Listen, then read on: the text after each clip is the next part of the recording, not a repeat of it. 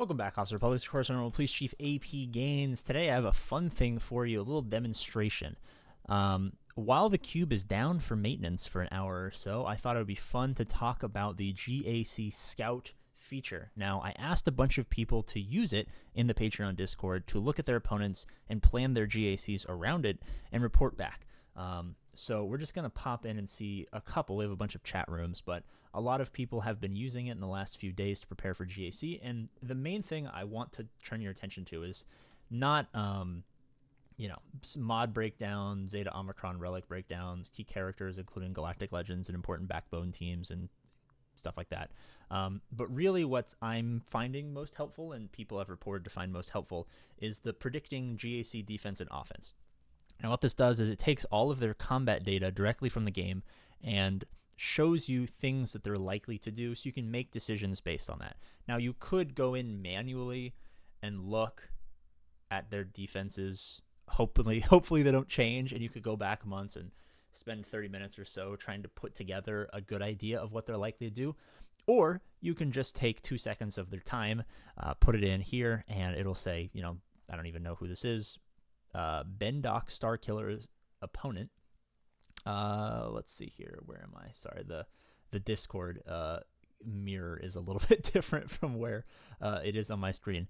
You'll notice, okay, this is maybe a Geonosians they like to use. They like to use Sith Eternal Emperor on defense 70% of the time. Interesting. Kylo Ren is used. Malgus is used on defense. They always use Rey on offense. They almost always use Maul on offense. They're using JMK on offense very frequently. Same with Padme. Same with Gas. Same with CLS. Now, the reason that this is important is primarily because you can know what they're going to put. So you say, hey, they're going to use CLS on offense more than likely. Maybe not a great idea to put my Gas on defense because it's an easy counter. Or what you can do is bait out a CLS with something CLS counters easily, have a Gas in the same zone, so he has to choose, put Gas on the back wall. It just gives you more information and things to play with. This I'm on streamer mode, so you can't see who this is, but this is definitely a low-level account. As you see here, they have 0 versus 1, 25 speed mod. But nevertheless, you're noticing a 93% chance that Harrison Dula is on defense, and pretty common to put Home 1 on defense as well. Now, we do have a cutoff, so if they like to move their offense and defense around a lot, and you notice something like, well, this is small because they don't have very many teams they can put on offense and defense, being such a small account.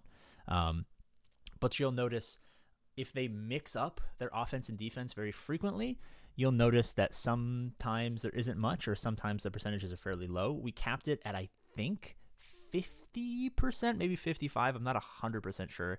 Maybe it's around 60. But, it gives you a good idea of what they're likely to do. And things that they're likely to not do. So, for instance, if you know that this is also kind of a low-level account, so maybe this is not a great example. Let's find one that is relatively juicy. Here we go. Okay, so this is a person who has a relatively large account, you'll notice, because they have quite a bit of 25 speed mods. It looks like your opponent, or looks like this person, X, I'm on streamer mode, so I can't see who it is punching up quite a bit in GAC. You'll notice that there's a couple instances where, they have a Rey advantage. It looks like this person actually might have a GL advantage while being at a big mod disadvantage, but simultaneously being at a big Zeta advantage. So this is definitely an interesting matchup, to say the least. A very sporadic offense. Only C is used very frequently, which means we're looking at Trey on defense. Trey on defense is quite annoying. Same with Gas, same with Malgus, same with Maul, same with Jabba. And these are teams that you can very easily plan around because they're annoying, and you have to take very specific counters to go up against them.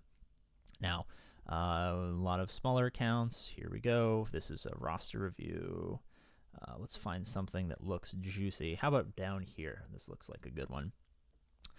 We're seeing Qui-Gon on defense very frequently, Hux on defense, very interesting, Malgus as well as JMK, and it looks like they have quite a consistent offense of this, I'm assuming, is Starkiller because it's Emperor Palpatine, using SLKR. They're using Grievous on offense, Wampa on offense, Maul on offense, Jedi Knight Revan on offense, Talzin, Veers, Amidala. So they have a lot of teams that go quickly, blitz down offense and have very few things that can stop them.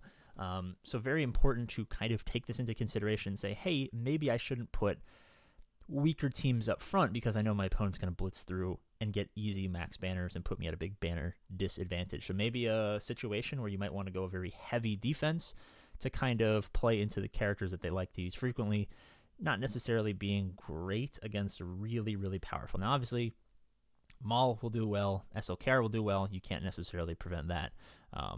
But there are definitely things that Veers and Padme and Talzin are going to struggle against. Wampa as well, as long as you don't give him any Wampa food that doesn't kind of negates Wampa's effectiveness.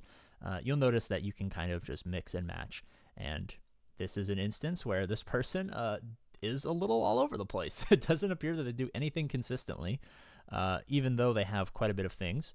A wild card. When you go up against a wild card, sometimes you just have to feel. Sometimes you just have to make an educated guess, play your best strategy, and hope you come out on top. So just thought while the cube was down for a little bit for maintenance and for updates, and we're adding new features all the time, I would show you guys some examples of how people have been using them effectively. Actually, I had people leave feedback.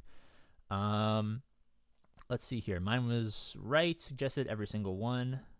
It looks like people are showing screenshots of teams looking at Bosk and JML were recommended for defense, and there they are on the front wall.